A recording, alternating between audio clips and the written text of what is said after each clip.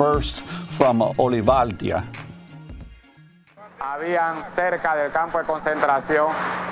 There were many Panamanian troops at the Balboa concentration camp. They didn't seem to know what was going on. They were sitting on the grass with their arms and feet tied with plastic bands. I, along with many other people from El Chorrillo, witnessed their execution right in front of us. 8 of the soldiers at the entrance were executed by U.S. troops.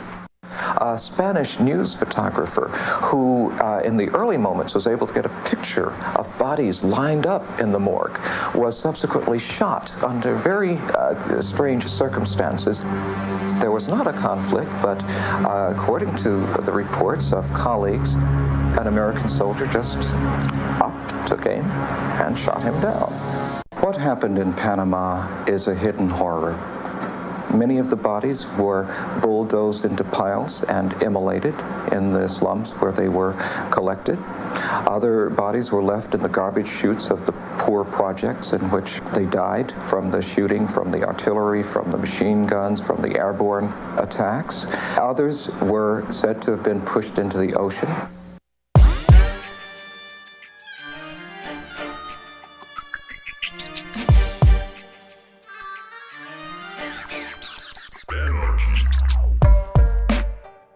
Welcome to the Michael Brooks Show. We're broadcasting live from Brooklyn, USA, where left is best as it is everywhere else, with super producer Matt Lamb. Hello.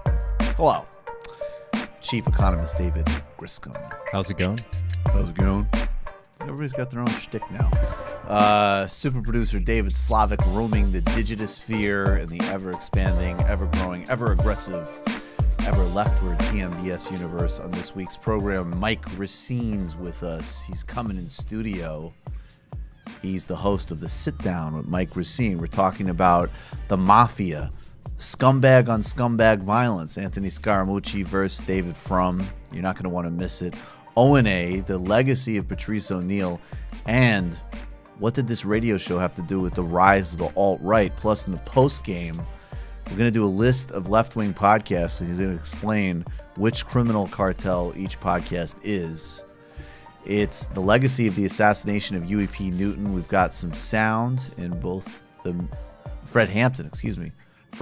We have sound of Fred Hampton for the main show, as well as the post-game, a global brief touching on a brief conversation I was able to have with Fernando Haddad. AMLO takes power in Mexico, takes aim at neoliberalism. Griscom talks economics fresh from a serious education from Richard Wolff. He's working a probationary period. Matt Leck's going to regulate in the post game. A new TV appearance from me. A whole lot more on another action-packed bro-Marxism TMBS show. Somebody said that to me the other day. I thought it was funny. But first, let's start really simple. George H.W. Bush, condolences to his family. He seemed like a nice guy in some ways, and he had a really long run. We can talk about him as a public figure. What did this guy do in public life? Well, he had some moderate policies as president. He signed the Clean Air Act. He occasionally spoke out on issues of at least not being overtly racist or sexist. He apparently had a serious groping problem at times in his life. And in addition to not being able to keep his hands to himself, he couldn't vote for everybody's hands being at the same counter when he opposed the Civil Rights Act in the 1960s. He also was a guy who, along with Lee Atwater, of course, the Willie Horton ads, was a prime architect of the far rightward shift in Republican economic policies and was intimately involved in things like Iran-Contra and was head of the CIA, which I'm not even going to elaborate. We want to talk about the cartel legacy of George H.W. Bush, because it synchronizes with broader lessons we need to learn about how the United States does foreign policy generally, and it also justifies the name of this show, which is George H.W. Bad. Here he is announcing a major initiative on the war on drugs in 1988 at the White House. Directly with you, the American people. All of us agree that the gravest domestic threat facing our nation today is drugs. Drugs have strained our faith in our system of justice. Our courts, our prisons, our legal system are stretched to the breaking point. The social costs of drugs are mounting. In short, drugs are sapping our strength as a nation. Turn on the evening news or pick up the morning paper, and you'll see what some Americans know just by stepping out their front door. Our most serious problem today is cocaine, and in particular, crack. Who's responsible? Let me tell you straight out. Everyone who uses drugs, everyone who sells drugs, and everyone who looks the other way. Tonight I'll tell you how many Americans are using illegal drugs. I will present to you our national strategy to deal with every aspect of this threat, and I will ask you to get involved in what promises to be a very difficult fight. This is crack cocaine, seized a few days ago by drug enforcement agents in a park just across the street from the White House. It could easily have been heroin or PCP. It's as innocent looking as candy, but it's turning our cities into battle zones, and it's murdering our children. Let there be no mistake. This stuff is poison. In particular, crack. I wonder what I'm signifying when I say that. There's an amazing story behind how the crack was delivered to the White House, which we're going to tell you in a couple of minutes.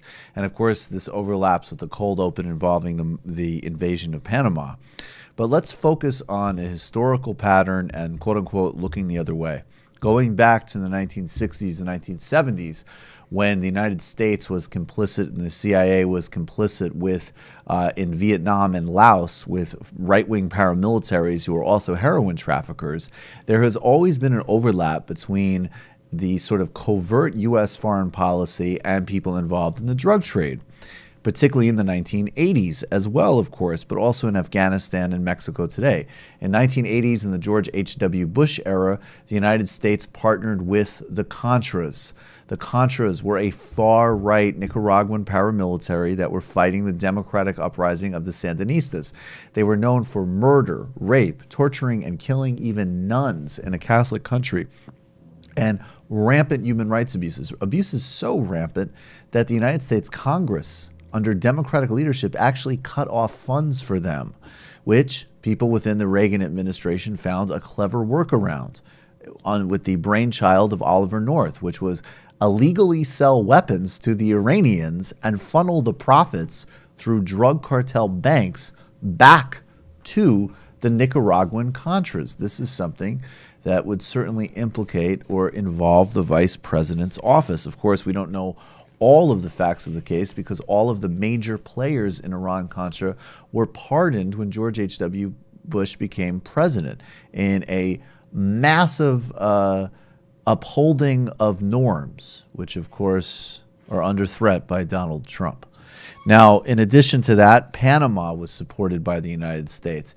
Manuel Noriega was a prime conduit for laundering drug money from all cartels and organizations across Latin America. Tight, close relationship with the United States until all of a sudden, in the late 80s, we needed to have a war with him and remove him from the chessboard with, of course, serious consequences for not only civilian casualties in Panama, but a much more trigger-happy American public, which in a completely propagandized war effort was like, oh, this is really easy. You can just go to a third world place and get rid of a bad guy. The U.S. role in the drug trade also connected the CIA with the Mujahideen in the 1980s. This sort of pipeline of heroin money and poppy field money in Afghanistan exists today. Afghanistan, with which we are still there, still training, still regularly killing civilians in a self-licking ice cream cone that implicates the U.S. military, our intelligence apparatus, the Pakistani intelligence apparatus, the Indian and Afghan intelligence and military services, is essentially a proxy for a heroin corridor drug war. So, and And last but not least, El Chapo is in trial in Brooklyn right now, and it has formally been agreed to in court to not release evidence to the public that would implicate senior American officials, as well as most likely the DEA, for looking the other way while El Chapo's cartel operated in exchange for information on other cartels. Not only was George H.W. Bush involved in all of this as head of the CIA, as the vice president, but there's also the other pattern. Going back to Richard Nixon, who of course launched the war on drugs and the major escalation and attacks on inner cities and expansion of the prison industrial complex through Reagan, Bush, and Clinton and Bush Jr., which is that while drugs flowed in the United States, partially, not entirely, but partially as a result of U.S. foreign policy turbocharging cartels across the globe. Then there would be a moral panic in the United States, which was racialized and used as a justification for regressive, abusive, and systemically racist, and systemically classist, and systemically any other kind of evilist you could imagine policies which targeted poor and people of color communities, because of course that speech is synchronized with a whole policy set that expanded prisons, gave police more power, and militarized even further the drug war. So when you reflect on George H.W. Bush's legacy, I'm a guy who believes in complexity and taking everything in. And it's nice that he wrote Bill Clinton a nice note. And it's nice that he thought that Barack Obama was born in the United States. And it was nice that he had a dry, waspy sense of humor. But it was not nice to vote against the Civil Rights Act, and it was not nice to invade Panama, and it was certainly not nice to work with the fucking Contras. Now, Matt, what is the story behind how the crack got to the White House? Well, I actually hadn't heard this story before, but Joshua Clark Davis on Twitter did this pretty long tweet thread about this. I don't know if you can maybe read this better than I can. Okay, okay. So this is Joshua Clark Davis. I'm not familiar with him, but I'm assuming this is okay. He's a University of Baltimore assistant professor of public history. Okay, so this is actually an author of Head Shops and Whole Foods. That sounds like a fun book. Maybe he'll be a guest on the show. All right, Joshua Clark Davis. The DEA caught wind of Bush's plan. I guess Bush's plan that he's referring to is literally having crack as a prop in his address. That must be the plan. To be able to say, we got this close to the White House. Okay. But there wasn't much crack sold near the White House, as U.S. Park Police official explained. We don't consider that a problem area. There's too much activity going on there for drug dealers. Easy solution. Invite someone to sell crack outside the White House. So that's what our law enforcement agencies do best. Yeah, that's exactly what we do. A little thing called entrapment. Done it to hit many a quota. The DEA caught wind of Bush's plan, and they set out about arranging a deal for Lafayette Square across from the White House. It's unbelievable. DEA agents planned to lure someone there to sell them a small amount of crack. Later, a White House official claimed that no one requested to the DEA to make the purchase. I don't believe that official. On August 31st, the DEA special agent Sam Gay was approached by his boss and explained if he could make a crack purchase across from 1600 Pennsylvania Avenue. The DEA's first choice ended up not showing up. So the agents, props to that guy, whoever that dealer was, that soldier. So the agent went to work on a second choice. How cool would it be if that guy was a patron? So the agent went to work, So they went to work on a second choice. That was Keith Jackson, an African-American resident of Anacostia, and a 19-year-old high school senior who agents had been in contact with for months. Why the fuck would they be in contact with a 19-year-old high school senior other than to help him with his curriculum? Jackson plus Bush lived in the same city, but they lived worlds apart. D.C. was deeply segregated, 2/3 black, but where most of the whites cloistered in the northwest corner. The halls of power of the federal government were shut off to most black D.C. residents, too. Where the fuck is the White House? Jackson asked in a secretly recorded call with a DEA agent. That's how segregated D.C. was. The agent had to explain the location to Jackson, who eventually replied, "Oh, you mean where Reagan lives?" Agents lured Jackson to Lafayette Square, where they made a small purchase from him but didn't arrest him on September 1st. On September 5th, President Bush held up a bag of crack on national TV. This is crack cocaine, seized a few days ago in a park across the street from the White House. It could have just as easily been heroin or PCP. Without getting too deep into the details, Bush's central point was this: we need more jails, more prisons, more courts, and more prosecutors. Nice foreshadowing of the great commentary. DEA agents had decided not to immediately arrest Jackson. Not sure why, but it seems they thought the story of a White House drug bust would make news and undercut the drama of the president's address. DEA agents worried that Jackson would see the address and hear Bush discussing the Lafayette Square purchase and flee. They were happy to learn that Jackson had absolutely no idea what went on with the national address and easily arrested him after the speech. Many applauded Bush's story of the arrest, but Kevin Zees, a defense attorney specializing in drug cases, didn't. It's disgusting.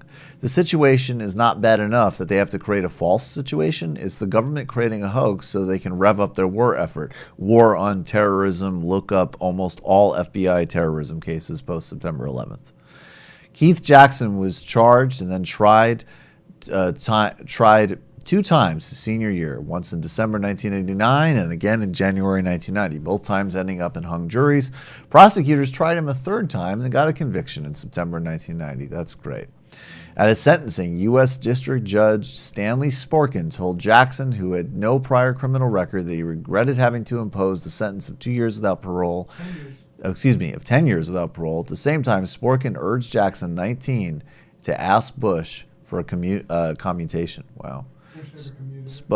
Sporkin, he used you in the sense of making a big speech, said Sporkin, a former CIA general counsel appointed by President Reagan in 1986. He's a decent man, a man of great compassion. Maybe he can find a way to reduce at least some of this sentence.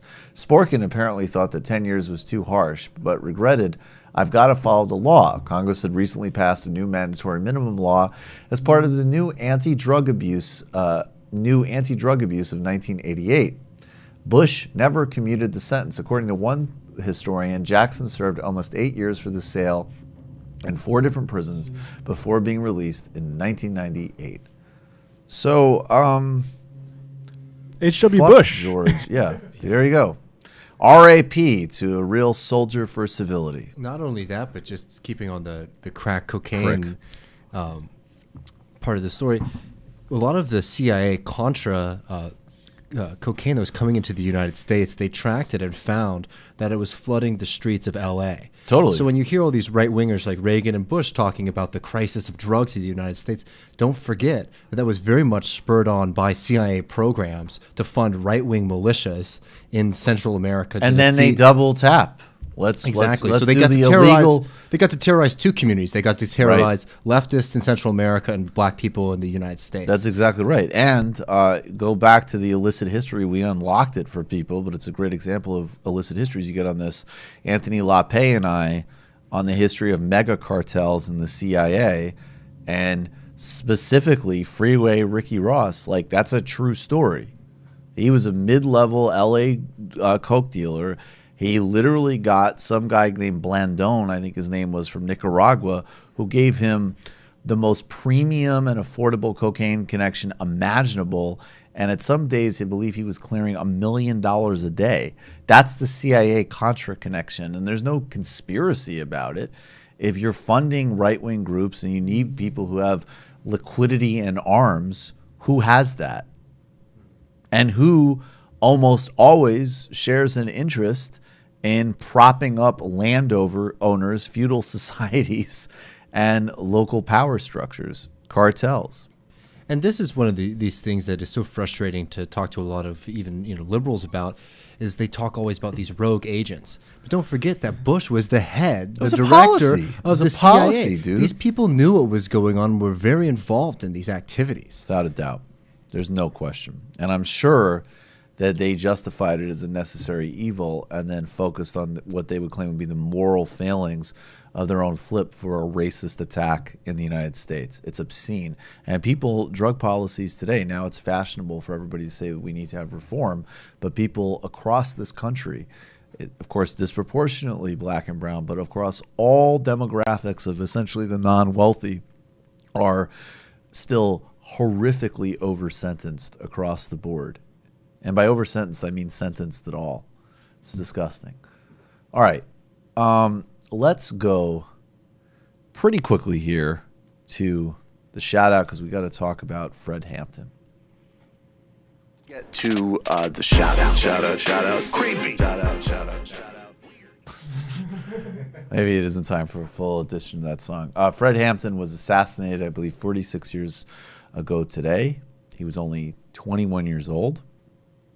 He was a radical doer and thinker, a true socialist in all of the best senses of the word, both in terms of spirit and ideology. Here he is talking on the importance of education prior to action.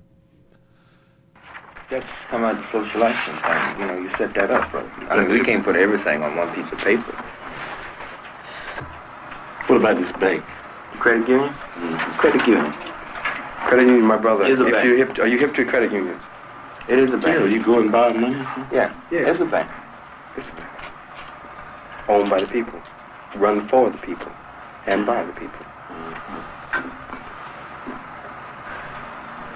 What will money be given out to people for? Well, the people would decide that. You want to buy? You know, whatever, you know, the people in the community decide. You need some living room furniture, maybe?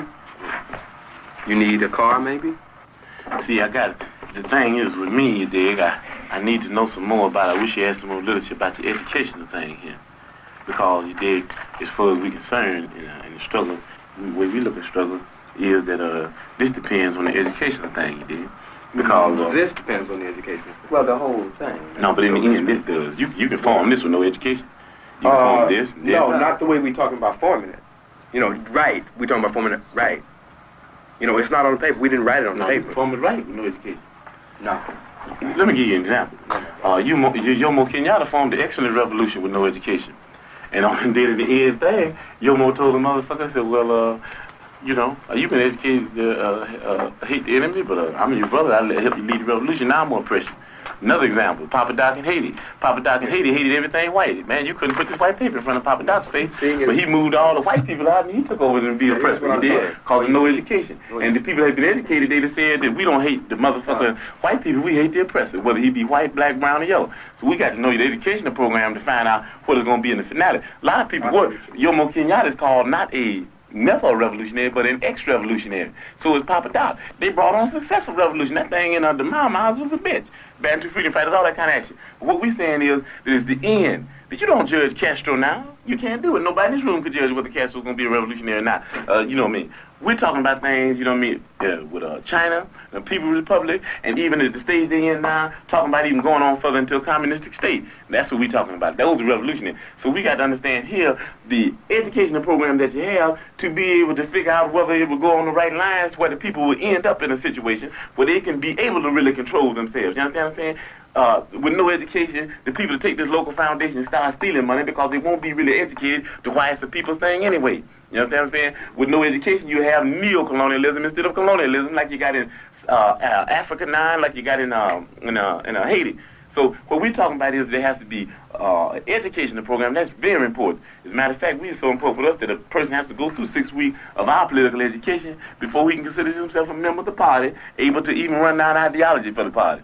Why? Because if they don't have an education, then they're nowhere. You dig what I'm saying? They're nowhere because they don't even know why they're doing what they're doing. You might get people caught up in the emotionalist movement. You understand me? You might get them caught up in because they're poor and they want something. And then if they're not educated, they want more. And before you know it, they'll be capitalists. And before you know it, we have Negro imperialists. So he was absolutely brilliant. He was assassinated by the Chicago police. How was he only like 20 in that? It's mind blowing. I don't understand. Like, I get talent. I don't understand that level of brilliance and sophistication at such a young age. It's really unbelievable. I mean, he's definitely one of those people who's just just a light of history. Yeah. And you can see why he was such a threat to the state. Right. Because, we've talked about Fred Hampton before. We've looked at other clips. I mean, he was such an incredible speaker. I mean, he makes it very clear. A lot of people, when they talk about political education, it very easily starts to get into a question of like, well, who has time to read what? And Fred Hampton makes it very clear, what's the point of this? Why are we doing this? Is to make sure that the people themselves are able to make the correct decisions, rather than having to rely on somebody else, so that we don't fall into counter-revolution, so that we are able to maintain our gains. And even talking about, and remember, also what spurs this conversation is just building a credit union.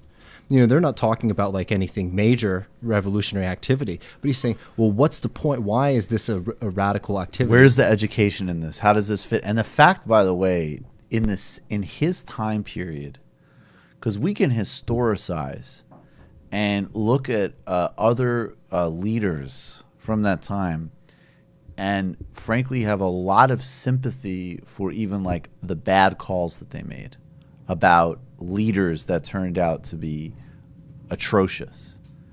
The fact that he is in real time and not on social media, not like, did you see this account that's He'd have been great on Twitter. He would have been very good on Twitter. But like he's seeing what's happening in Haiti. He's seeing what's happening in Africa. He's making the double critique with Ronnie Kasrils and the people, the ANC revolutionaries, of the double liberation. It's, of course, anti-colonialist, anti-imperialist, but it's also anti-capitalist. It's integral. And he's just an unbelievable phenom. And he was assassinated and murdered and spied on. He was murdered. He was murdered in his sleep with the shotgun shot in the back of the head. I mean, as brutal and terrible as you can imagine. Drugged by an FBI informant. Drugged by an FBI informant, targeted by the FBI, targeted by the Chicago police, and absolutely an example of somebody who, it's one of these things that's almost become like a cliche. And people say like, oh, they were scared. They were scared of this particular individual and the broader political project. And it's very important, too, to remember that the Black Panthers, of course, were a black liberation party, but they were for real socialists. Mm-hmm. And they had a thorough growing analysis that implicated everything and it's incredibly especially exceptional. Under Hampton. Hampton was a light. He's brilliant. We honor him. And also we want to include this, because we want to honor him, and everybody should be watching and reading, and we'll definitely continue to. He's really one of the sort of spirit, and he's obviously one of our heroes and models here. But this is really important. Matt came across this today, and this was perfect to bring for the show. So right now, Fred Hampton's childhood home, his home, which was used as a base for community programs and all sorts of other efforts, including like the school breakfast initiative that Black Panthers did. Black Panthers were also, in addition to being radical and visionary, extremely community-minded and practical. This home is in danger of being foreclosed on, if I understand. And this is Charles Preston, who is Fred Hampton's son. No. Fred Hampton Jr. Oh, excuse me. Charles Preston is the guy interviewing. Okay. Yeah. Charles Preston interviewed Fred Hampton Jr. on efforts to save this home. We want to play that because we want people. This is a very practical way of honoring the legacy today.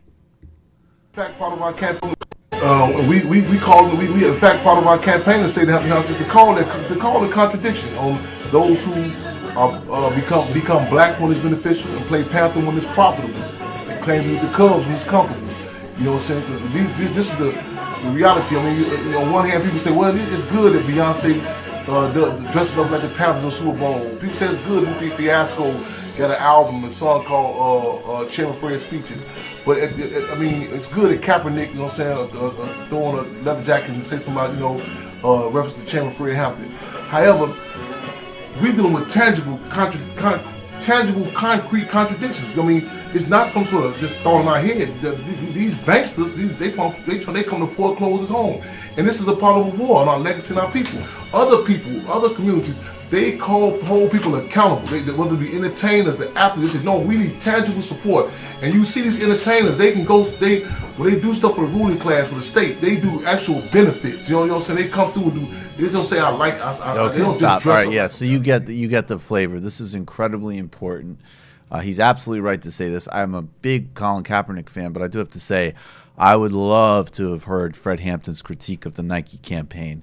And so we want to point, I mean, we've all tweeted this out.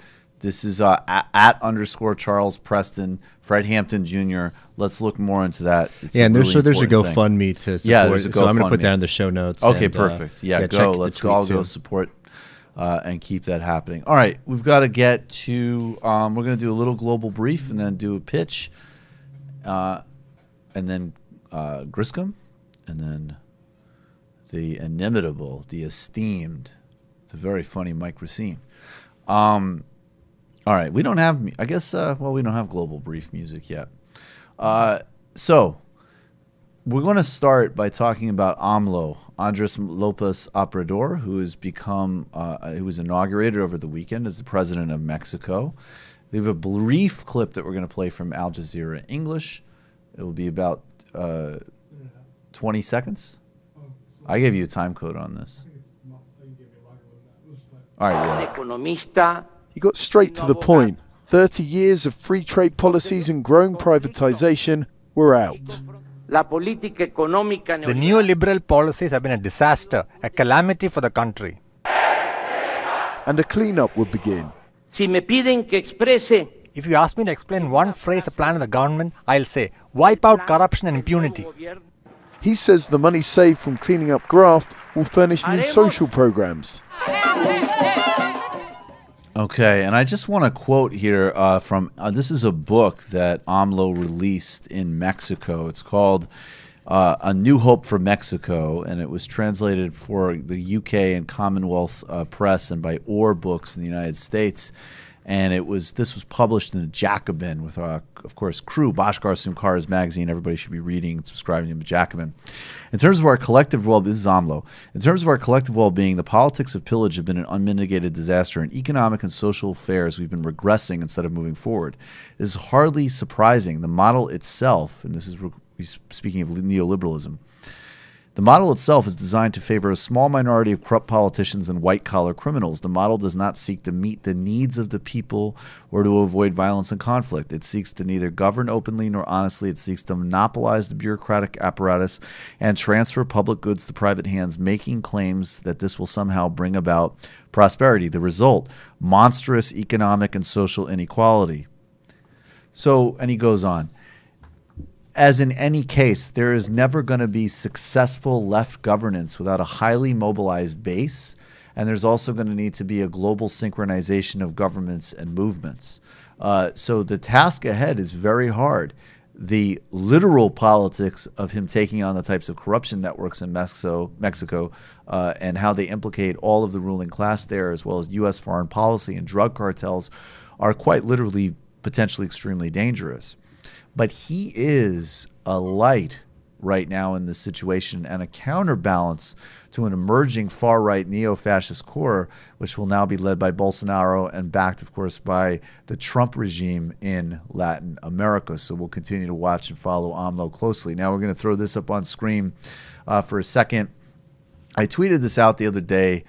I had an opportunity to speak with, just for a couple of minutes, just in a room, with Fernando Haddad. Again, this is actually through our friend Bhaskar over at Jacobin, who helped organize a tour of New York of Fernando Haddad, who is, of course, the presidential candidate who took Lula's place after the Brazilian courts in a obscene act of anti-democratic animus, after already making him a political prisoner, barred him from running, even though he was outpolling everybody else by double digits and almost certainly would have defeated Bolsonaro if oligarchs and the military had not intervened in another way, in addition to the first step of making him a political prisoner and barring Lula from running.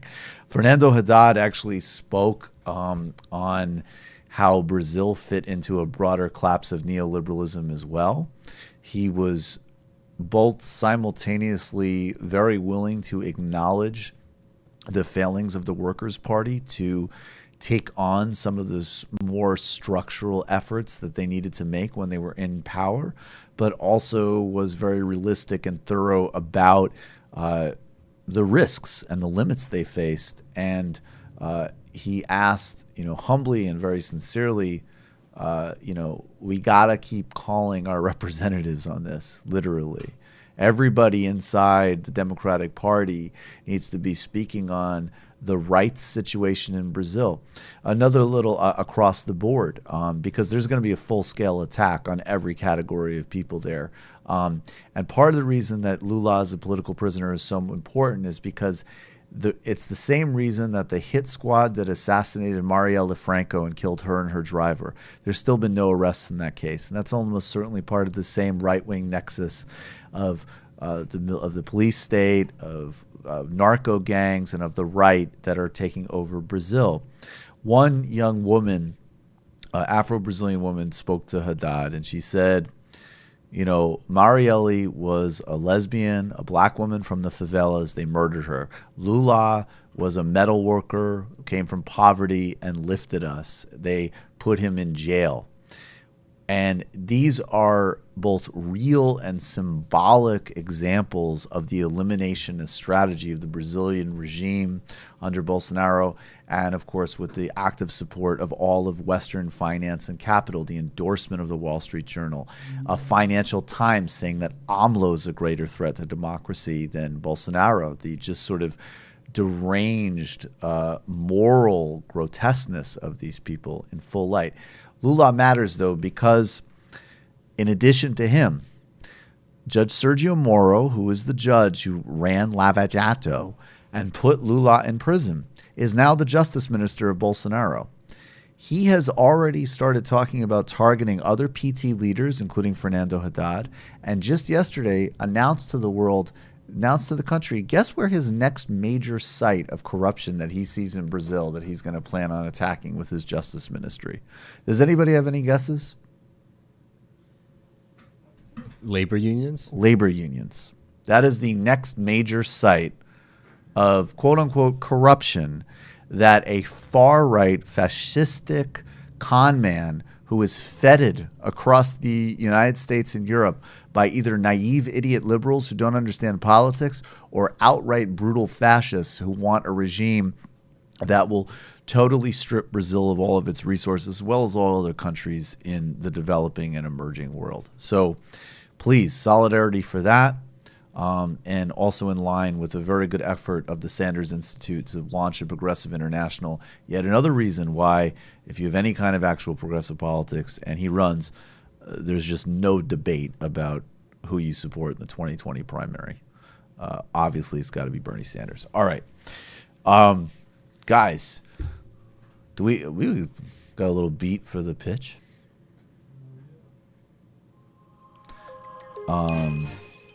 David, you crushed the pitch a couple weeks ago. Take it over, buddy. Yeah, we're still growing. We're moving. Everybody who is not a patron, you're really missing out on a lot of great content. Each week we put up new theory videos or readings.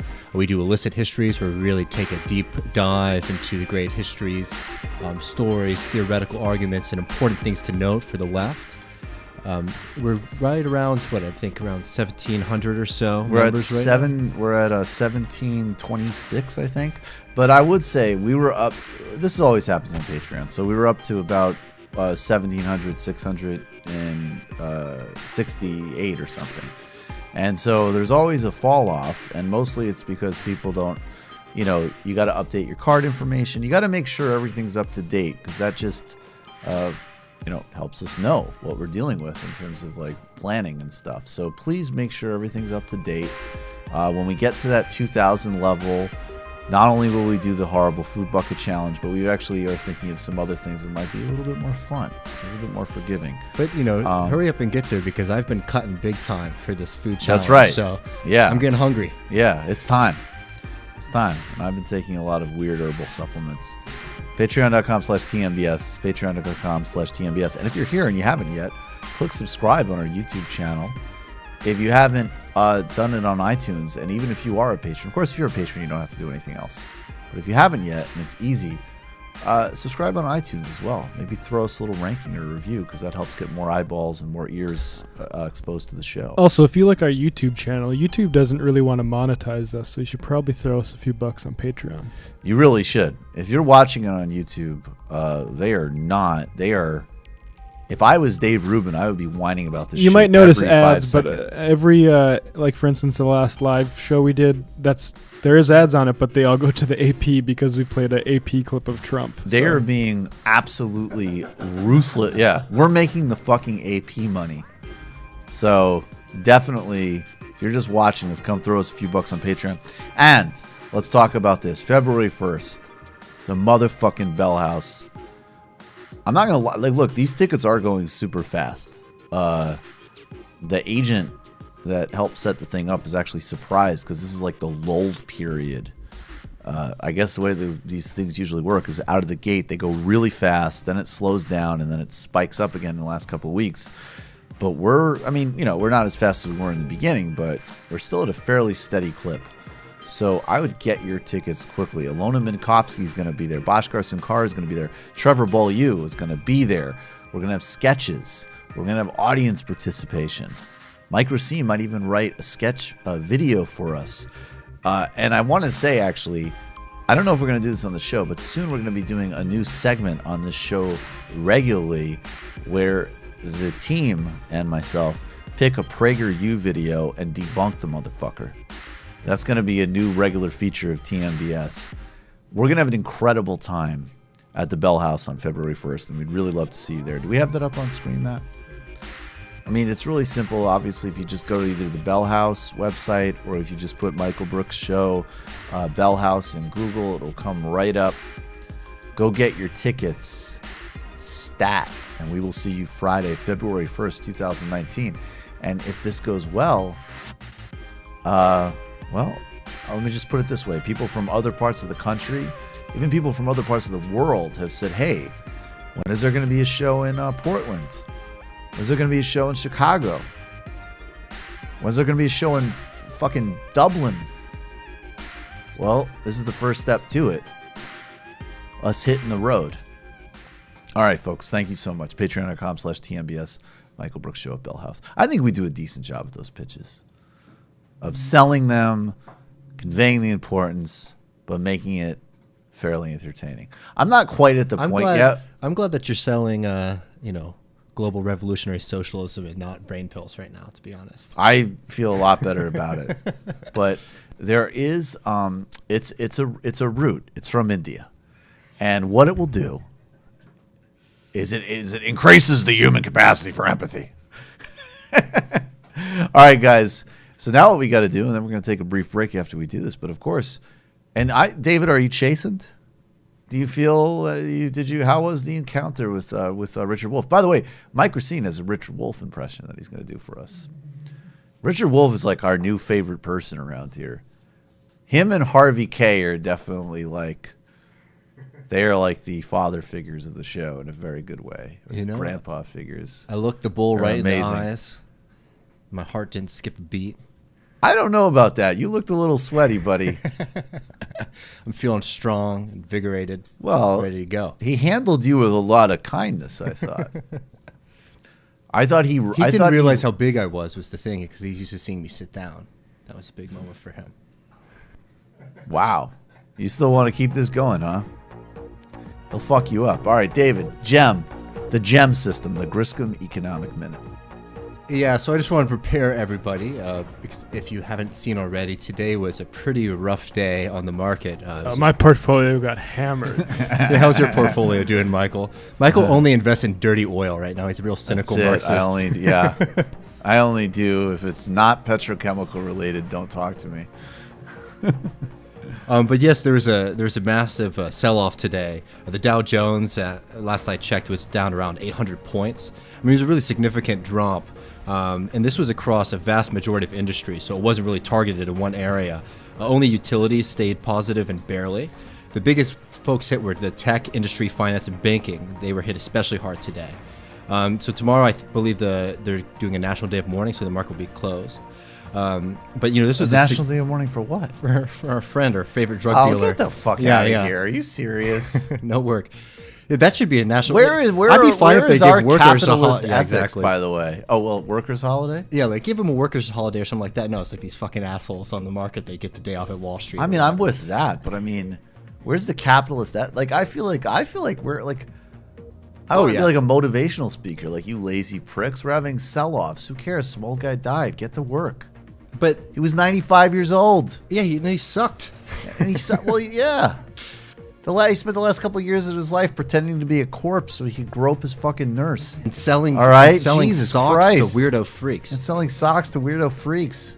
But yeah, his fucking wife is still around. What more do you want? And his fucking non-individuated sons who caused their own fucking problems. Oh, incidentally, you know, his son with the global torture regime in Iraq. You fucking lazy morons. Get back out there on the Wall Street and stop this fucking shorts before my fucking Exxon stock goes down.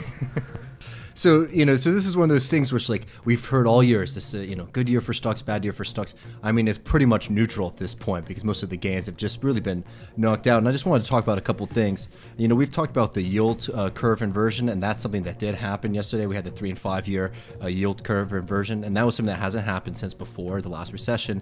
And typically, yield curve inversions are signals of a recession. But I just want to talk about two things that are very important. A lot of the sell-off seems to be a result of Trump's G20 conference with China, right? So remember, we all saw over the weekend, Trump was talking about his very successful meeting with China. It was great. Talking about how the Chinese were going to take actually some very, very serious cuts and continue to drop all their tariffs on U.S. automobile industry, which has not even been something that Trump's really focused on. So people were figuring out, oh wow, it looks like, you know, China has acquiesced to Trump's demands. Well, coming into the week, we've been getting less and less details from the Trump administration, and the Chinese have been very silent on this deal. So it looks like, this is just my speculation, but it's very likely that Trump, as he called himself the tariff man, might have been played very well by the Chinese, because he was very quick to Twitter to talk and brag about these new deals that he was you know, able to negotiate. Yeah, she was like, go tweet about it. Yeah, absolutely. Yeah, it's going to be great. Yeah, I would do a tweet about that. Right now, yeah. Right now, go tweet now. Yeah, and then that was the one where Trump was like, it's done, we've solved it. And then they asked Larry Kudlow, and he was just like, yeah, I mean, it's great and it's done, but there's no details. Yeah, we got to negotiate. Yeah, I mean, we did it and it was great, but we don't know anything that actually happened. But, you know, so this is one of those things as we come into the end of the year. I do love how she just fucking plays Trump definitely every time. Look, I'm sorry. She hustles Trump People every talk time. about, oh my God, how difficult would it be to negotiate with Trump because he's so wild. Look, if you realize that the United States economy, the stock market especially, which is what he cares about the most, is so run by these kind of ideological things that can rise from a tweet and fall from a tweet, right, that Trump is the perfect kind of guy to play. Because you can You mean just like a dumb, emotional idiot susceptible to flattery might be easy to deal with? Exactly. Everyone's talking about, oh, the Chinese can never figure out how to deal with Trump. Yeah, I think the Chinese could deal with Trump by like the fact that he gave Xi like his fucking, he was like, here's my number, you should text me.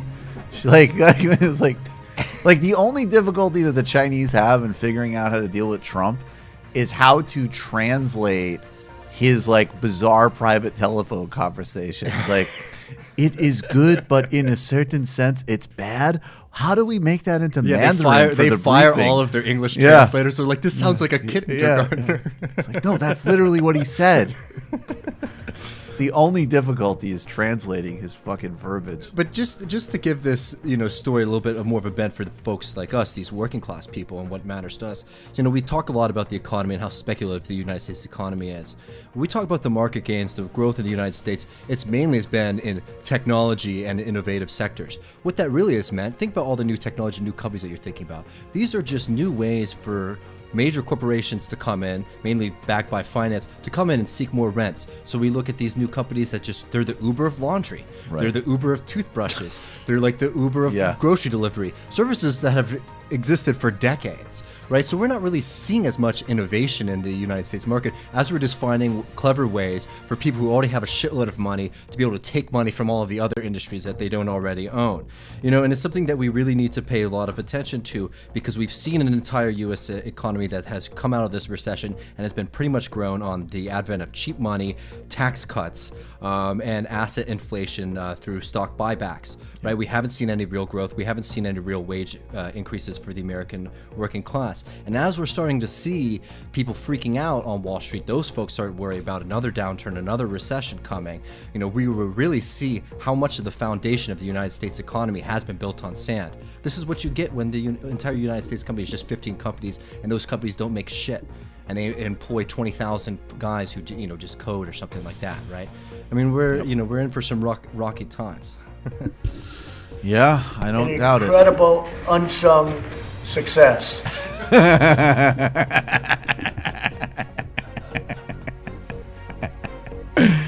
David Griscom, I think, clearly learning his lessons from Dr. Wolf, which is just predict a financial collapse. It'll happen sooner or later.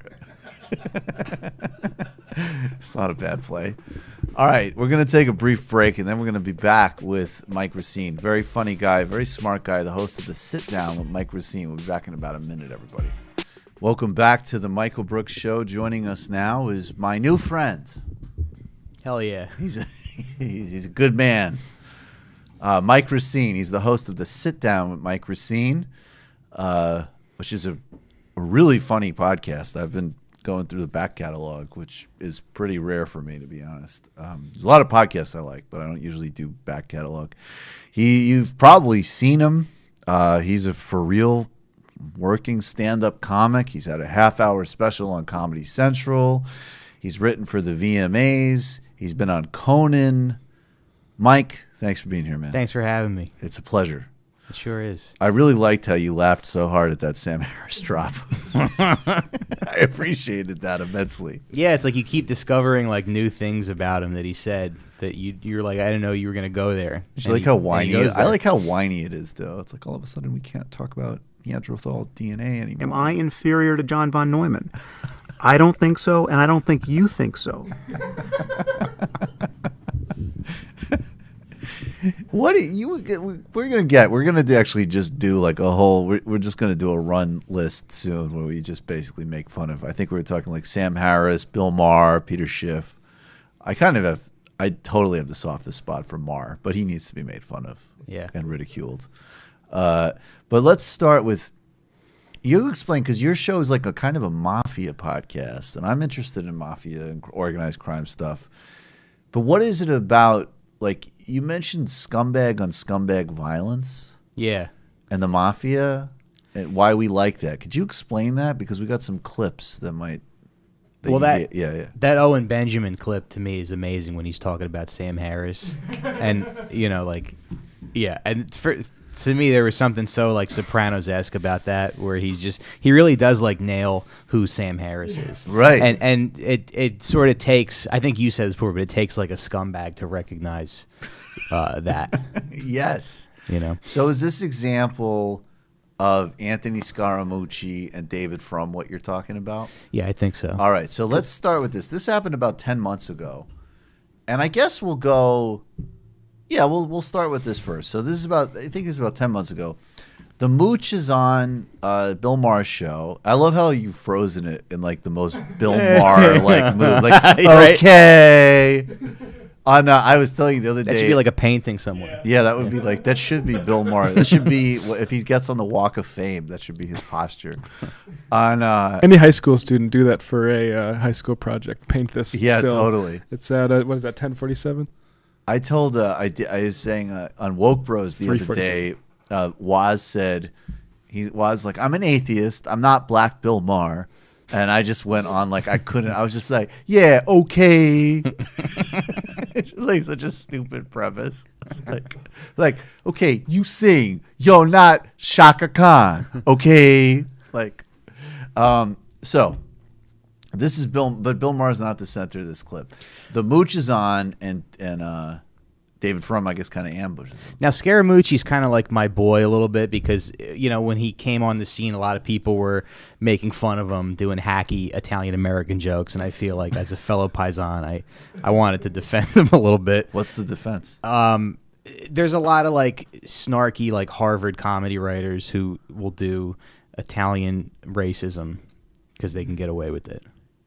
Do you think that they're getting, because they're so uptight about even just good comedy across the board, and sometimes good comedy across the board is plays with and explores offensive dynamics, that just how is that what they do is that all of it's sublimated into Italians? Yeah, I think so. So it's they like a pressure valve kind of super hacky with Italians because they can't do jokes. All right, so but I actually have a theory about why I like Scaramucci now too, though. After I watch this clip, this is David Frum's going to go after Scaramucci, and we're going to watch this, and then Mike, I want to first your reaction, obviously. He totally did. But even if he didn't, Anthony, you know that all 17 of our intelligence agencies said Russia meddled in our election. That's different. I accept that, and I think that. Well, then I just said they helped. Okay, but that's one reason why they were helping him, or they were creating a disruption in the process, and they were hurting. They favored him. I've spent more time in a Republican administration than you. As a Republican, does it not? That's a cheap shot. Does it not? David's coming across pretty angry today. I am angry. Does it not stick in your craw that Vladimir Putin wanted to help your guy so much? Oh, well, I didn't see. See, you brought up the WikiLeaks thing. The WikiLeaks guy said. Doesn't it bother you? Don't you ask the question? Why did my guy? Tell me why where did the my guy win the Putin primary? The Russians. No. Okay, I didn't hear either one of those things. Your level of anger and sanctimony is not coming across great. No, but I think for me, it's not a show. It's not a performance. No, it's the country that is in danger, and you helped to endanger it. I'm going to tell you what you're doing. You're making a very big mistake. No. We need to have this conversation. Elitism. You're turning a deaf ear to what's actually really going on out there. This is real. You're going to play that card, or you're going to name drop Harvard, one or the other. Look, guys. Okay. Let me ask you. I'm going to be able to do both, David. Isn't that the beauty of me? If y'all gonna start a Kick fight, his ass. right in the middle. Get him, Anthony. How about that? Okay, good. I'm able to do both. Look, I went to LSU. All right. Doesn't matter. I only brought it up because Rosenstein is a good guy, and I have no problem defending Rosenstein. But I've known him for 32 years. But you mentioned that the president. Why hasn't the president called for an independent commission? Away from Congress, away from the partisanship, to investigate what happened. And what do we do? He just suggested that, and I told him it was silly. Well, no, it's not. But he's not going to do it. So let's not Right. pretend. So All right, so let's move on. He's not going to do it. So let's not. All right, is there any more Frum and Scaramucci? Oh, no, okay. All right. What's going on there, Mike? I just want to be the guy in Scaramucci's dressing room who's like, you did good out there, kid. Nice job. You handled that cuck very well.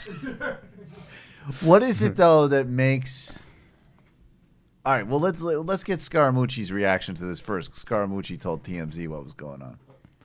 He's a complete and total angry liar, and he was trying to set me up on the set where he was basically trying to say that my business, which I had to put up for sale to sell, to clear myself to be able to report to the American government. I had 4 bids. I chose the Chinese company because they were going to save my company's employees, save all the jobs. And so what David Frum was trying to do tonight, he had shotgunned in his mouth a question for me, like a gotcha question. He was trying to say that after I left the American government, the Chinese lost interest in my company. That is factually and totally not true. He was trying to paint me as a nefarious person. I see that, yeah. And so, as I pointed out to Bill Maher, David Frum is actually a horrific human being. He's very, very dishonest, very factually incorrect person. But because he hates Donald J. Trump, the president, so much, he has Trump derangement syndrome. He was focusing all his anger on me. And what I said to Bill Maher, to be ambushed like that on the show is very unprofessional. It's like very uncool. But I don't mind people disagreeing with me, and I don't mind people being philosophically opposed from me, but I hate liars. Okay, there's no reason for him to say that the Chinese company lost interest in my company because I was no longer in the administration. All right. Look, the Chinese company lost interest in your company, dude. Just accept it. But besides that, I'm totally on board with him. What is it about this exchange? Like, it's scumbag on scumbag violence, but why do we like Scaramucci as a scumbag so much more than Frum? Because didn't Frum like engineer the Iraq War? Or he was a speechwriter for Bush, I mean, he wrote the Axis of Evil speech. He's a massive. I mean, David Frum has way more blood in his hands than Scaramucci. Right. Totally. Right. But just even stylistically, what is it about? There's something because like Scaramucci, at least for me, it's like it's weirdly innocent. Yeah. Like he's a hedge fund scumbag Republican. Yeah. Obviously, he works with Donald Trump. He's a massive scumbag. But there's like a part. He's like, hey, we're all Bill Maher together. What's going on? Yeah. And David Frum's just like, I can parlay this to a senior editor job at the Atlantic. Like there's something. Yeah. There is something very like covert and slimy and sanctimonious and repulsive about David Frum. Yeah, it's like watching my dog like fight a snake, you know? And he did pretty well. He did a good job. Nice job, Anthony. Is that why we're interested in mafia guys though? Is like that like the popular image like that they're kind of like, hey, you know, I do some fucked up stuff, but I'm honest about it or whatever. But doesn't it kind of feel like Scaramucci's like in on the grift a little bit? Like he wrote that book, Blue Collar President. So I feel like maybe he kind of believes that Trump is the blue collar president. What do you mean? Oh, you mean like he might actually believe the grift? Yeah. Like he does seem kind of dumb in a way. Yeah. I think he seem kind of earnest. I think he actually believed he was serving his country. Like, you know, like a lot of people can say that, but I think Scaramucci actually thinks like the president of the United States, of course. He's a fucking president. No, that was actually the one thing I think in the New Yorker when they broke like that amazing interview that he gave that's already like, you know, ancient history where he like talked about like Bannon trying to suck his own cock and stuff. Didn't he call the reporter to do that, by the way? Oh no, that was what made it even better. It was like, hey, you don't gotta call me for this. Yeah. I'm gonna give these people a piece of my mind. But I think the reporter was saying if you wanted to be profiled, I don't want to be profiled. Well, just I'm what not you're Steve trying Bannon. to do. What you're trying to do. I'm not Steve Bannon. No. I'm not trying to suck my own cock. I'm not trying to build my own brand off the fucking strength of the president. I'm here to serve the country. Don't. Wait, will you play that again? The second part of that. That was surprisingly measured for. Sounded really calm. Yeah. I don't want to be profiled. Well, just I'm what not you're Steve trying Bannon. to do. What you're trying to do. I'm not Steve Bannon. No. I'm not trying to suck my own cock. I'm not trying to build my own brand off the fucking strength of the president. Listen, I'm here I'm trying to serve the choose my country. words Don't. carefully here. Let's see. I'm not trying to, how do you say, suck my own cock. But I think the reporter said, he's like, you know, somebody said, like, actually, like, Scaramucci is by far the most earnest person that I've dealt with in the administration. Like, he doesn't, you know, because a lot of the other ones, like, they badmouth Trump behind his back so they can get good press. Like, he basically is like, Scaramucci's pretty much just like, Trump's awesome, and I'm trying to help. Yeah. And all of his anger and animus is mostly targeted at other people that he sees as like undermining the mission. Mm-hmm. But I think it's we like a dog more than a snake. But what is it like? What about though? Because you wanted to, because I know that this sort of like liberal comedy kind of cultural thing, you know, if we didn't come along as socialists, you would be like in some gravel pit right now with Anthony Cumia being like, you can say that on Twitter if you're black. Probably, yeah. So thank God we came along. But what I was gonna say is like, so what is it though that because I look at David Frum. Okay, I think we all understand we kind of like Scaramucci.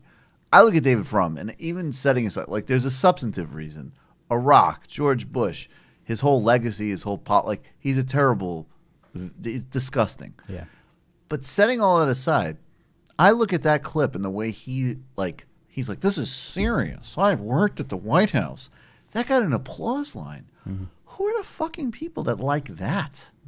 I don't know, but it's weird how these liberals have such a hard-on for these like never Trump Republicans. What's that about? I don't know.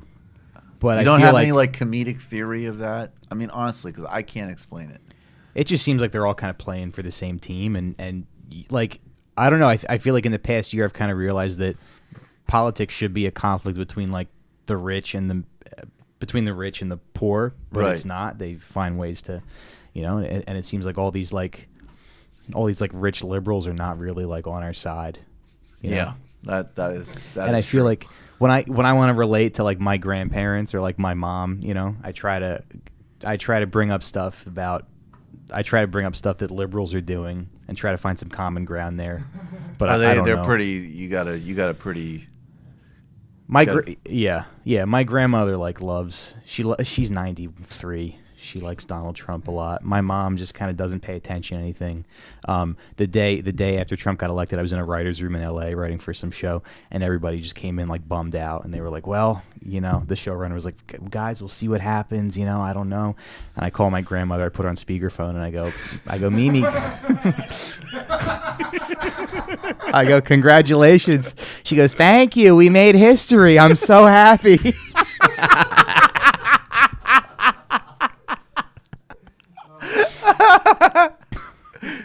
So is she like, because it's funny because she loves Trump, so she's not like one of these Loves like him. she's not like, I'm a Republican and I like his policies, but I wish he Well, wasn't so rude. But she's actually more like, she's like a 93-year-old that if she had an internet account, she'd be like, look at these faggots on the Michael Yes. Brooks show. Yeah, and I think communism isn't real. They tried it with Stalin.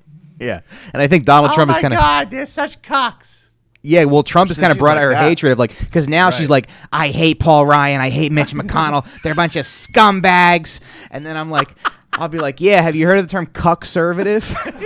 Now I get to like explain to my grandma what a cuck-servative is. So Oh, it's like, yes, because they wanted the Arab to take their wives with immigration. Exactly. Thank you, sweet boy. yeah. It's like every kid on a Reddit thread that like, That's her, yeah. You think it's like, I hope this kid like loses his virginity, gets a life. It's actually your It's my grandmother. You're gay! And you hate the country.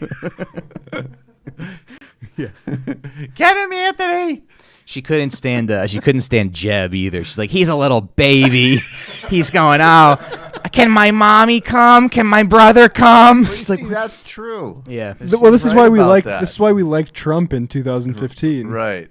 That We had everyone a was couple of like, months there where we were enjoying Trump is doing good things for the world. Right. The Republicans deserve this. Right. Well, there was one. The only moment in modern. I mean, there's some. Well, now with like, Rashida Tlaib and AOC and Ilhan and Mar, like there's a lot of good stuff, and Bernie and the Progressive International. But there was a time where it was like the primary night in New Hampshire, and it was like Bernie crushed it, and it was like, okay, we might actually have a chance here to really do something about healthcare and inequality and climate and racism and whoa.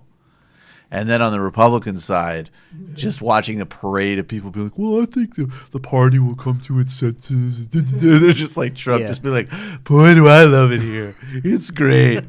And then like something like Jeb's a loser, but I won't be mean tonight because we won. We won by so much, but we'll be mean again tomorrow, right? Right? And just watching like all of the right people being upset.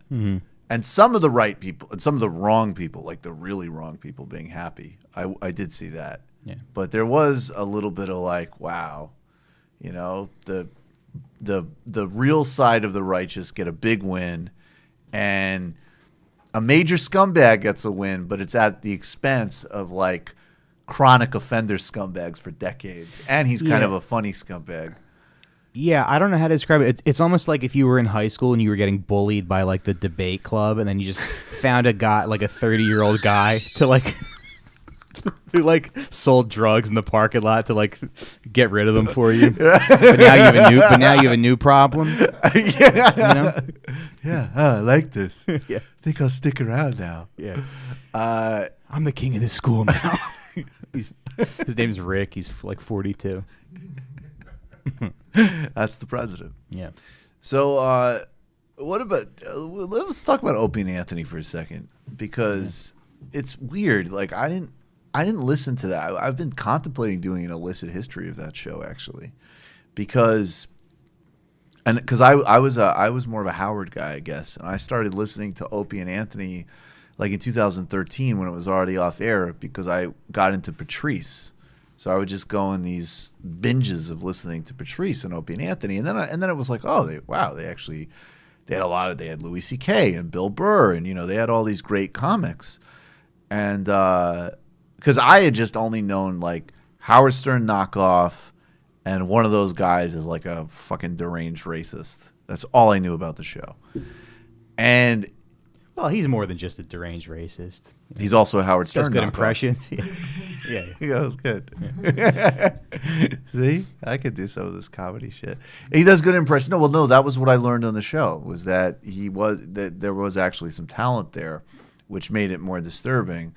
And then it was like, it seemed like there were these different things that came out of the O&A universe that actually had to do, like some was really, really horrific. Like, oh, this was part of like the online subculture that led to the fucking alt-right. Oh, there's an episode where like they made this. There's this peripheral character on the show, Stalker Patty, and she was like a homeless lady, or she had trouble paying her rent or whatever. Oh, Jesus. And they like put a $2,000 check for her rent on the floor, and then they put mouse traps on the floor, made her crawl around naked to find the rent. Wow. And Patrice and Bill Burr are there, and they're like, I need a shower after watching this. This is like bad.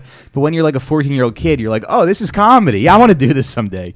If it's on the radio, it's obviously fine. So it's like, there's the through line isn't even just the racism and the sexism. It's just like the pure, just human depravity. Cruelty, yeah. Just like, hey, let's just be really disgusting, grotesque people. There was another thing where they like took like T-shirts and stuff and threw them out the window, and then when people would go to get them, they'd yell with a bullhorn that they were like poor. They'd be like, "What? You can't afford clothing?" So it's just like mean-spiritedness. Yeah. Yeah, let's and then there was this whole element of like Patrice O'Neill, who's one of the most. I'm friends with Dante Nero, who did stand up with Patrice, did his show. He was on this show, and he had that funny experience in connection with the Proud Boys, which is one of these other like fucking toxic swamps that come out of this universe. But Patrice was amazing because on one hand, Patrice was hysterical, really funny. In fact, let's play a minute of Patrice. This is Patrice, February 2010, talking about Fight Club with Opie and Anthony. Then this is a kind of vintage Patrice sort of rant. Hi guys, Right, exactly. how are you doing? It's Tyler Durden. So what would Tyler do? Because it's all tough and stuff. He's got the soap. He's Project Mayhem. Project Mayhem. And that movie is such a heroic movie. Two guys who are lame. It's a lame guy hero movie. You know what, Patrice? Dude, let now me we tell you have something. problems. I know that. Look I'm willing to take this pressure. I saw that movie, and when I saw it, the first thing I hit, I leaned back, crossed my arms. I saw the whole thing. And I said, this did nothing for me, but I think I've run into the holy grail of something white. Like, I think I saw some shit that I didn't supposed to see. It's self-hate, guilt, the burden of white guys who can't be men. Well, I'm telling you the burden of having to keep up with the Joneses, as they say, and the burden of dishonesty, the burden of having to go to work and say blah blah blah. And so when I say weak, I don't mean like, but it's like it's this. I understand what Patrice is saying. It's a dream movie. Yeah, I'm dreaming I'm a better man movie. Right. That's what Tyler Durden is.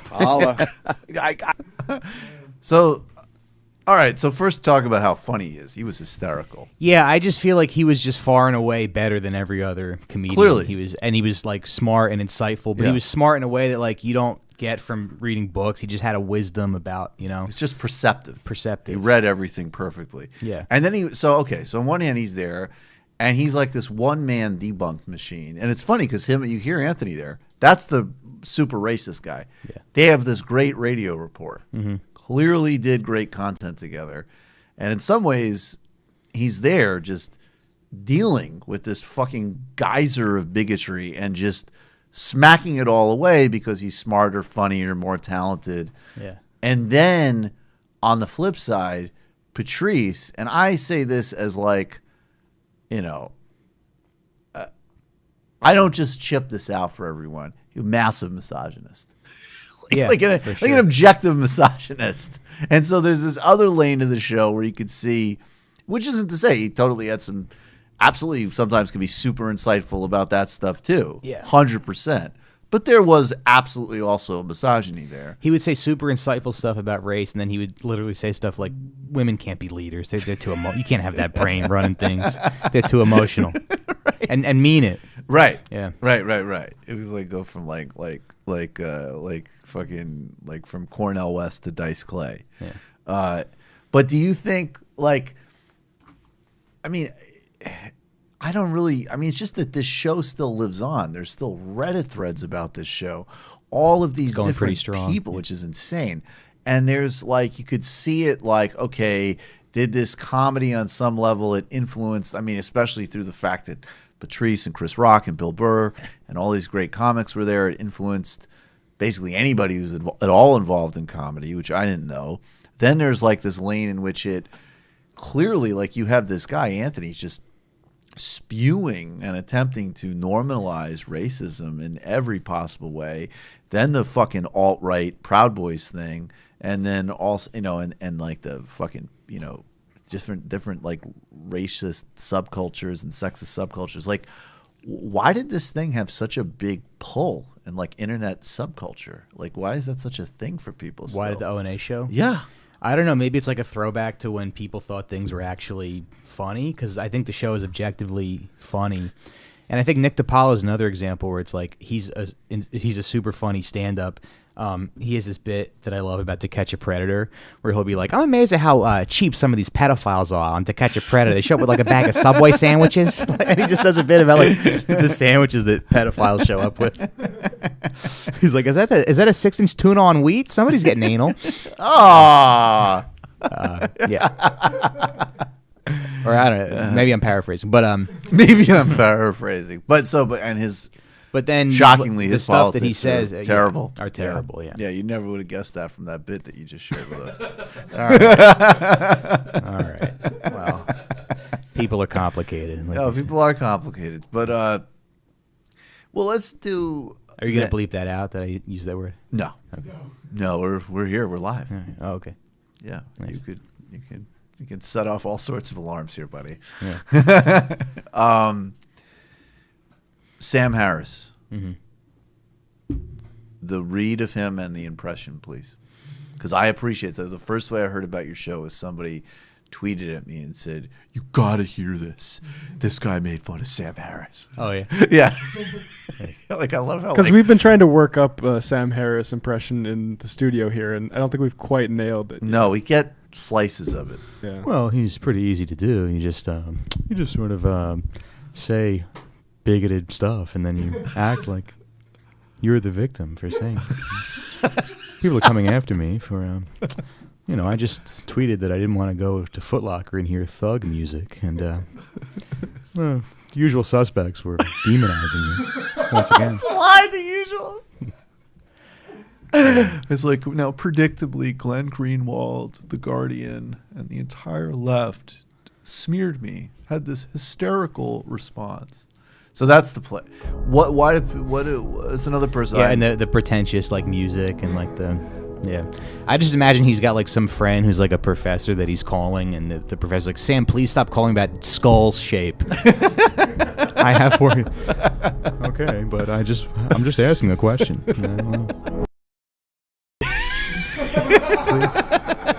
Let me do 15 minutes of housekeeping before I. Let me ask you for money for 10 minutes. He's a fucking Golden Girls trust fund baby. He is, And right? he's- I didn't yeah, even he know has that. to ask for money. How much just to money do peddle you his need? wares. Do you want to hear the copy on this? This is the track for Waking Up. Yes. It's called Eterna by Liquid Cinema. Powerful, epic modern trailer music from sweeping and deeply uplifting emotion to dramatic and dire action. It's from that CD Pure Moods from the late 90s. This is good. What is okay? So do a Sam Harris intro with the music behind you. Do a full intro. Like maybe he's interviewing like like a sort of, let's say like a Lebanese academic whose PhD turns out to be fake and has a thought experiment book about like nuking the Aegean Sea. And Sam's going to have them on, and the left's going to have a hysterical, unfair reaction to it. You know, people are upset that I supported nuking the Aegean Sea. Wait, he would never say that specifically, right? Probably not. No. Wouldn't he say like that? I suggest We're that workshopping it here. might be a possible. Yeah, we're workshopping like that. There Solving might be the a Aegean scenario. Sea issue with nuclear solutions. Yeah, like is it a worthy thought experiment? Now, predictably, I was smeared for this. All right. Yeah.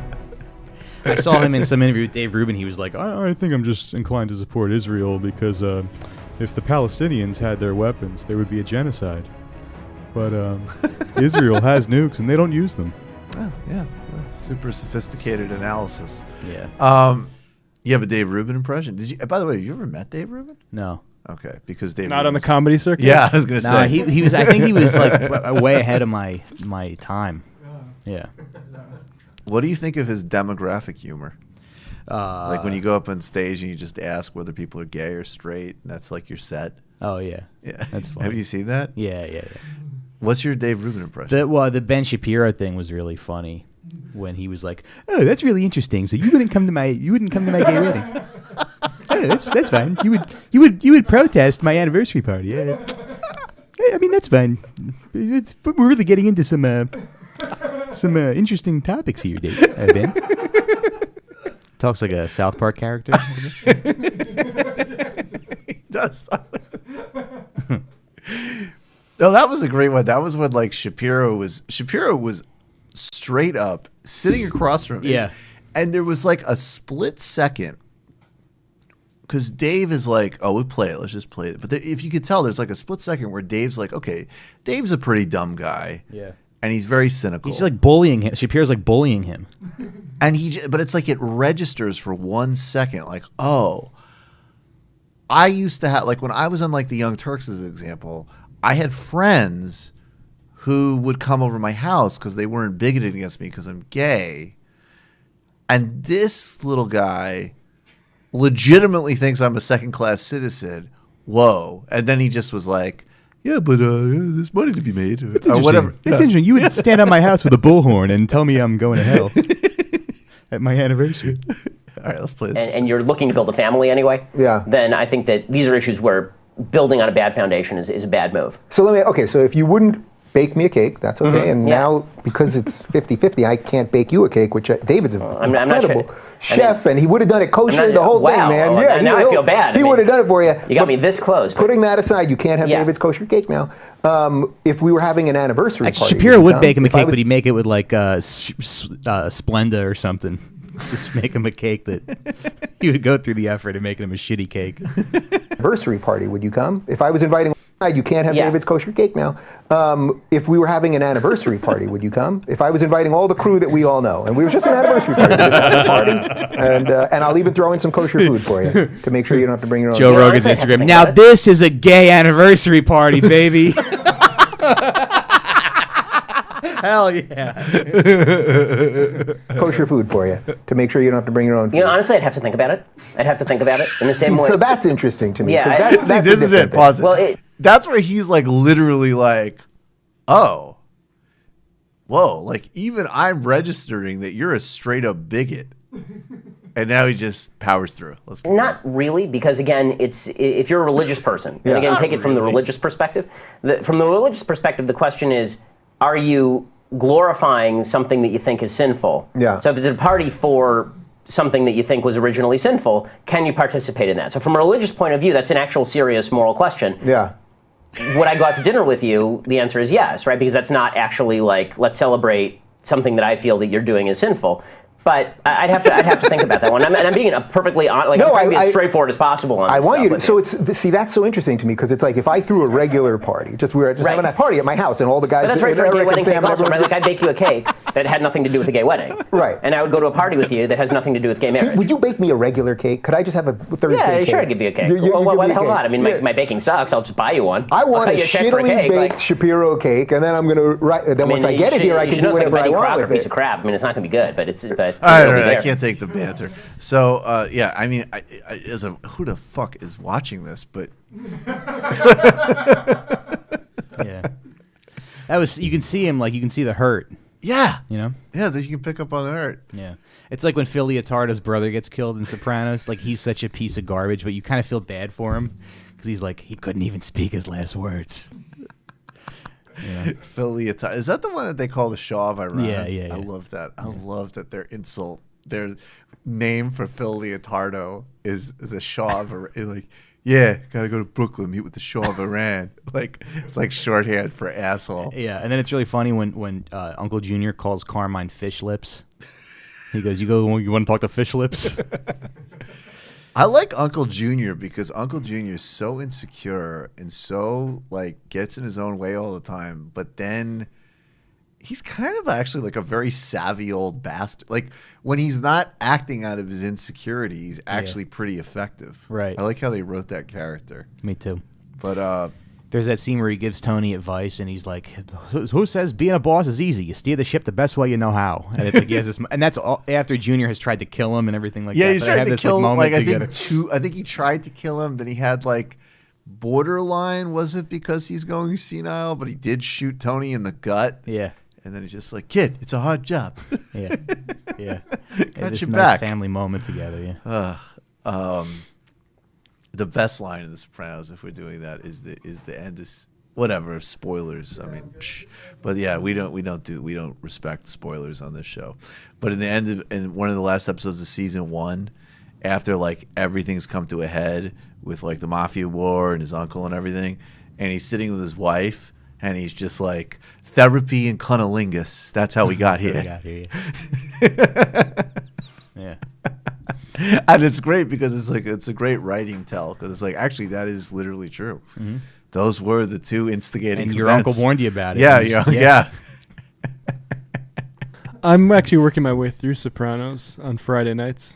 How good is it? It's great. What's the character who he goes to the seance?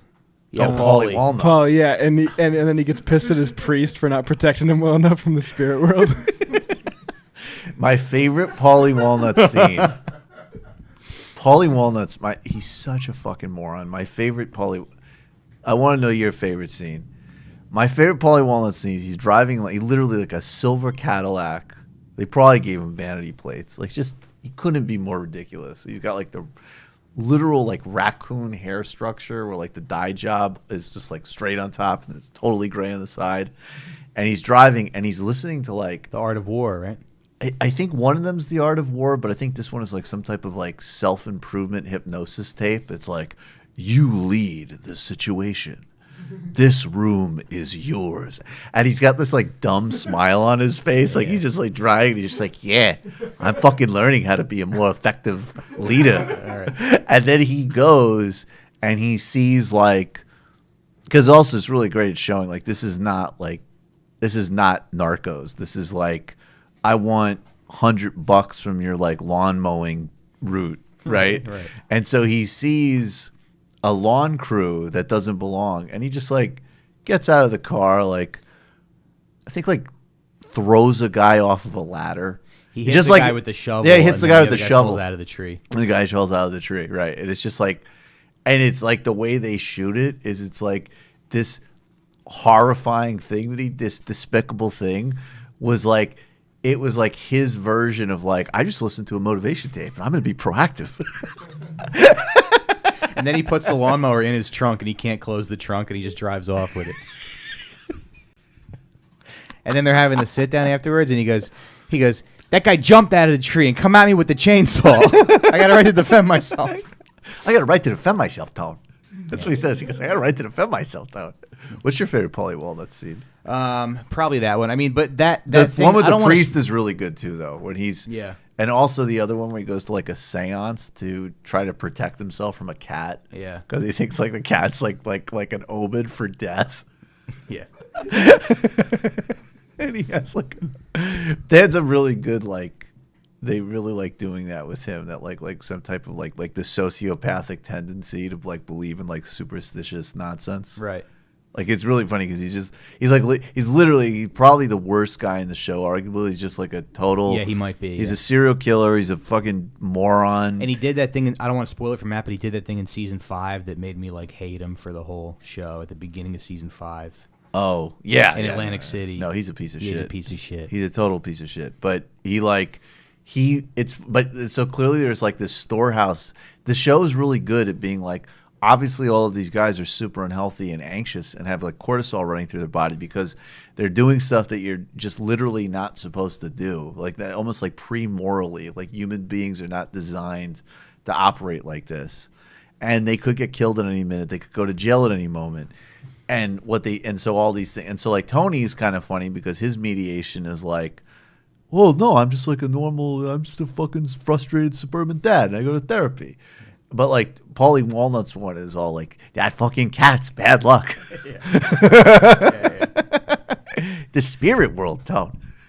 And talking about moments where you feel bad for these people, there's the part where he goes to Italy and he thinks it's going to be this great trip, and they're all shitty to him, and he's just alone in Italy. That's such a good. And the whore is like rude to him. Do you remember remember the with the old people, and he's like, they're all like out having like espresso, and he's having like one of these moments that he like clearly really wants. Like first he has the prostitute and she just blows him off. Like he's like, yeah, my family came from. She's like, yeah, whatever. Like, give me more money or I'm gonna leave. Yeah. And then he's like sitting across from these old guys and they're all like having espressos, and he does like he's like learned how to say hi or something, and he butchers it. He says like, commendatory. Yeah. Oh, like. It's not even high. Yeah. He lifts his espresso and he's like, "Commendatore," and they all look at him like, "What the fuck?" Yeah. And then he's like, "Commendatore," and then they all ignore him and he puts it down. He goes, "Cocksuckers." It's not like switch from like, "Hey guys, cocksuckers." Bill Maher, you got a Bill Maher? Yeah, kind of, but I don't know if it's not that good. Okay, all right, we'll workshop it. We're going to make fun of Peter Schiff in the post game, which I'm pretty excited about. Yeah, cool. But before we go to the post game, talk a little bit more about the sit down. I've been on the show. I had a great time. Yeah, it's a funny podcast. Thanks. It's a lot of fun to do. It's I just like about a year ago I wanted to do a podcast, and I feel like you kind of need some kind of hook to do a show, and I was like, well, the mafia is interesting. There's good stories there, and we just started doing it. Have you listened to the Frank Terranova episodes? I have not listened to the Frank Terranova episodes. He's like my original co-host. He's like this 50-year-old, I'll say open micer, comic, but he's super funny because he's like a Paulie Walnuts, where he just kind of says what he means, and it's funny. Your way of saying the first couple episodes is some really fucked up shit on Yeah. But it was kind of fun. Then he quit the show, and then I just started doing episodes about whatever I could sort of relate to organized crime, whatever I kind of felt like talking about that week. So with your episode, we did a thing on the right-wing grifters, right? Which is like fascinating. Yeah, we talked about the right-wing grift because you're actually, I mean, all kidding aside, you're very, what you tweeted at. Not only are you a very political guy. You did this thing that was like, it was so earnest. It was so Scaramucci. Because you tweeted out after ContraPoints was on this show, and it was something like, and I'm sorry, I'll do the voice. You're like, I didn't know who ContraPoints was before, and I saw on TMBS, now I'm watching a channel, and it's making me a better man. Yeah. Which I actually think was what's so awesome about that. Like, legit, I feel like from the couple of conversations I've had with her, that is probably that's probably actually one of her like main missions as like as a talent, essentially, right? Yeah. It's people like us becoming better us and much worse. But it's just a weird time to be a comedian right now because, like, I think people listen to Opie and Anthony because it was like a little reprieve from a polite society that we lived in. Because you have to go to work and be civil and stuff. And now you don't have to do that anymore because our president, calls people horseface and calls people Adam shit and so now. Oh my God, that was a good. Did you guys catch that one? That was a tweet. I forgot that one. Adam. Misspelling. I can't let that one go. So what is it? Well, it's because I don't know, man. I mean, you'd know much more than me, but the only thing that I notice is, because definitely when it comes to comedy, I'm obviously on the side of you give comedy a massive amount of space to do what it wants to do. And that's just my opinion. And it also is basically all of the comedy I like. And then my only pushback to that perspective is, one, I think it's funny because I think, like, okay, yeah, there's some people, like, who want to, like, I disagree. Like, I don't think it's the biggest deal in the world, but, like, no, I think that, like, when Judy Gold, as an example, talks about doing college campuses, I believe her. I believe her criticism, right? It makes sense to me. So I wouldn't say, like, shout somebody off a stage or let somebody work out their material, whatever. But on the other hand, I do feel like there's sometimes people who have this, like, it's like, it doesn't mean that you can't face criticism as a comedian. Like, there's some guys who, like, flip that equation. It's like, okay, yes, we know that there's, like, this woke culture that can be really humorless and overboard and not even understand satire at times, for sure. And ruin shows. What? And ruin shows. And ruin shows and just genuinely are scolds and they suck, and we all know this.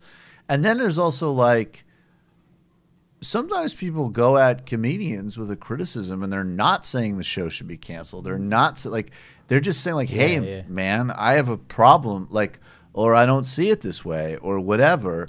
And the answer is always like, it's comedy, it's my free speech. And it's like, no, actually, sometimes somebody's just fucking engaging with you. Somebody has a valid criticism, to something. Whether or not you think it's valid or not, some of it is just like good faith shit that they're coming at you with. And it's almost like they start to play, I feel like in social media, people need to look at patterns of behavior more than the content of what's being said. Because the pattern of behavior, like, everybody's got their code of what is quote unquote politically correct, right? Joe Rogan's whole show is, people are too politically correct. Go on that guy's show and say fucking Sam Harris is bad, or kettlebells don't make you yoked, or whatever the fuck, right? Or Islam is the one and truth. Alpha brain doesn't work. Alpha brain doesn't work. Islam's good. Sam Harris is overrated. See how long you last in that fucking environment, right? Yeah. And so, like, everybody is going in these cycles of self-reinforcement and control, but it's like, the only people that we're willing to see do that are the woke people. And they definitely do that. And they do it with comedy. And I disagree. I don't like it. I'm not into it. But all of the comedians who do, like, I'm a comedian, how you can't say that. You're doing the same shit. Yeah. You're trying to stop having a fucking conversation. And people are going to have opinions on your fucking material. Yeah. On transgender people, on sex, on whatever. Of course. On less controversial shit. Everybody's going to have an opinion. So fucking deal with it. Yeah. And it's like, I don't want to be that guy, but I don't know. I feel like in the past year, I've really had to figure out what it is that I want to say. Right. And I feel like as much as I enjoyed O&A and that stuff, if I try to emulate that, it's like I'm looking backwards. So now you got to find the new thing that people are going to respond to. Totally. I mean, yeah. And I also think that, like, it's, to me, I don't know how to define this at all, but it's like sometimes you could, like, there's things that are funny and they're fucked up.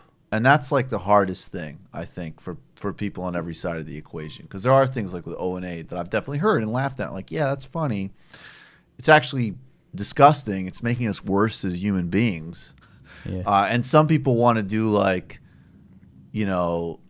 because it makes us worse as human beings is definitionally not funny. And that's not true. The uncomfortable thing is it could be terrible, disgusting shit and also really funny.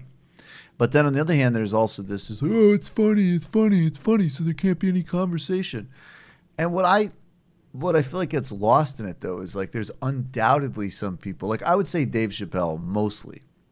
I'm not saying he doesn't fail. I'm not saying he doesn't have blind spots or whatever, but I would say mostly you leave Dave Chappelle. He says and does a lot of shit, but his basic underlying energy is this shit is positive. And I mean that in like the most broad sense. I don't mean any specific agenda. I just mean like, I think he wants to leave that stage with people like, you know, a little bit elevated, right? Yeah. I don't know. So it's basically a new age bullshit that I'm into, but that's like one basic difference I see. Yeah. You know? But I guess the other side of that coin is like now a lot of the people who are getting on TV and that have jobs are these like sort of scolds. Now it's the woke. Well, now that's the new thing. Yeah. And that's why it isn't. And I do wonder, like, one of the reasons that Chappelle's show specifically, I think, you know, his stand-up, I thought his latest stand-up specials were great. But I understand the criticisms on specifically the transgender material.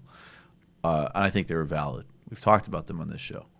But I thought that, you know, one of the reasons, though, that Chappelle's show overall holds up so well is that, yeah, it's like on one hand, if you're just in that, like, I heard that word, I can't deal with it, I heard this, I can't do it, then you're going to be offended and miss that show, and you're going to totally miss out. But on the other hand, the targets of that were always the bad shit. Yeah. Always. It really was. Like, that was a super anti-racist, anti-sexist, anti-establishment show. And he did it in a way that was, you know, genuinely really provocative and funny. And I think, yeah, I mean, a lot of the stuff out there today is just like, you can almost see them anticipating like a Vulture blog response as they're writing the sketch. Like, yeah. They can't, like Bill Burr talks about getting to the right place in the wrong way. Yeah. Yeah, but it's like if you just want to be funny, it's like where do you go and who do you associate with? Because I don't want to really go to Compound Media and do those shows and have people call in and, you know, say slurs and don't shit go on like Compound Media. Right, Don't do that. but then it's like where do I go? Because I'm not accepted by a lot of the, you know. Yeah, I know. I'll be back. You're here. Yeah, thanks. Welcome. Yeah. All right, everybody. We're going to the post game. We're going to make fun of Peter Schiff. We have 2 video clips of Peter Schiff. First, him harassing people outside of a Walmart, and then being upset that people didn't like that he harassed people outside of a Walmart. We have a gulag segment, which are the people trying to destroy Mark Lamont Hill's career for saying that Palestinians should have equal rights, which is obviously an incredibly controversial subject. Speaking of, where's Dave Rubin on Mark Lamont Hill? I don't know. That's a good question. Yeah. Become a patron. Who's that? Who's Mark Lamont Hill? Become a patron today. Patreon.com/TMBS. Patreon.com/TMBS. This Sunday, an illicit history of neoliberalism and development with Quinn Slobodan. Been looking forward to doing that for a while. We have the illicit history of logic for the left. Also, check out Woke Bros with Waz and I. This Thursday, we're talking with Bobby Shmurda's lawyer, Alex Spiros. He's also lawyer for a lot of NBA stars on NYPD rappers, race, and policing. Really interesting conversation. Go over there or check out Woke Bros on the Black Opinion Matters feed on iTunes. Become a patron, first and foremost. Get your tickets to the Bell House show for February 1st. We'll see you there. It's the eve of Matt's birthday, so as a present to him, become a patron of Literary Hangover. It's a good podcast. People learn a lot. Super producer David Slavic, thank you. Thank you, Matt. Thank you, Chief Economist David Griscom. Thank you, Mike Recine, for being here. We'll see you all in the postgame.